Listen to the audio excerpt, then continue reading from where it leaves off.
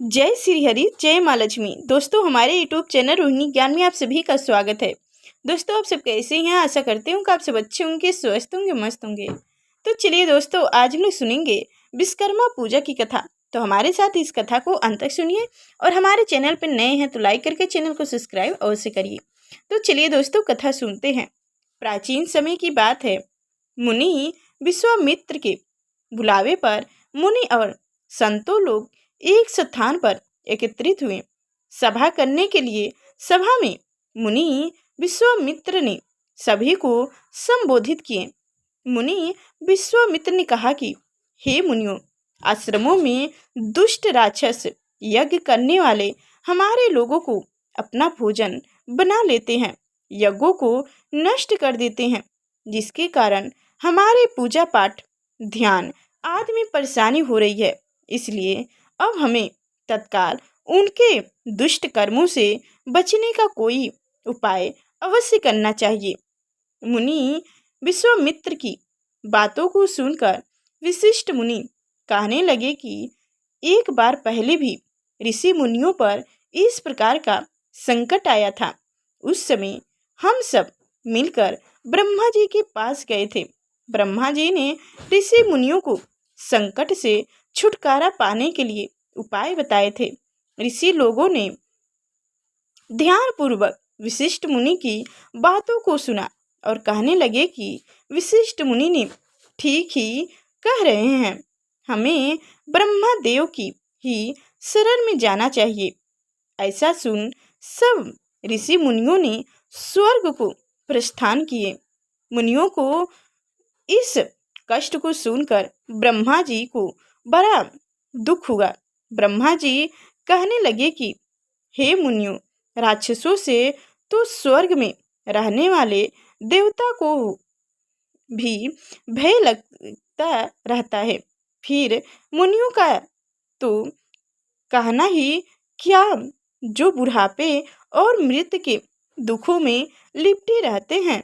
उन राक्षसों को नष्ट करने में श्री विश्वकर्मा समझते हैं। आप लोग श्री विश्वकर्मा के शरण में जाएं। इस समय पृथ्वी पर अग्नि देवता के पुत्र मुनि अंगिरा यज्ञों में श्रेष्ठ पुरोहित हैं और जो भी विश्वकर्मा के भक्त हैं वही अपने दुखों को दूर कर सकते हैं। इसलिए हे मुनियों, आप उन्हीं के पास जाएं। सूत जी बोले, ब्रह्मा जी के कथा के अनुसार मुनि लोग अंगिरा ऋषि के पास गए। मुनियों की बातों को सुनकर अंगिरा ऋषि ने कहा, हे मुनियों, आप लोग क्यों व्यस्त में इधर उधर मारे फिरे जा रहे हैं? दुखों दूर करने में विश्वकर्मा भगवान के अतिरिक्त और कोई भी समर्थ नहीं है। अमावस के दिन आप लोग अपने साधारण कर्मों को रोककर भक्ति पूर्वक श्री विश्वकर्मा कथा सुने और उनकी उपासना करें। आपके सारे कष्ट को विश्वकर्मा भगवान अवश्य दूर करेंगे। महर्षि अंगिरा की बातों को सुनकर सभी लोग अपने अपने आश्रम को चले गए। तत्पश्चात अमावस के दिन मुनियों ने यज्ञ किया। यज्ञ में विश्वकर्मा भगवान का पूजन किया, श्री विश्वकर्मा कथा को सुना, जिसका परिणाम यह हुआ कि सारे राक्षस भस्म हो गए। यज्ञ विधान से रहित राहत हो गए।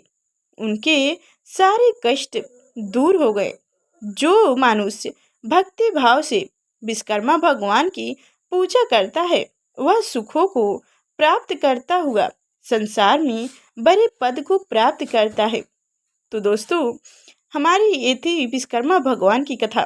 तो दोस्तों, कथा कैसी लगी बताने के लिए जय विश्वकर्मा भगवान अवश्य लिखिए और अभी तक हमारे चैनल को सब्सक्राइब नहीं किए हैं तो सब्सक्राइब करके बेल आइकन की घंटी दबा दें, ताकि आगे जो मैं व्रत कथा और ऐसी कथा लेकर आऊँ तो सबसे पहले आप तक नोटिफिकेशन पहुँचे। तो चलिए दोस्तों, नमस्कार।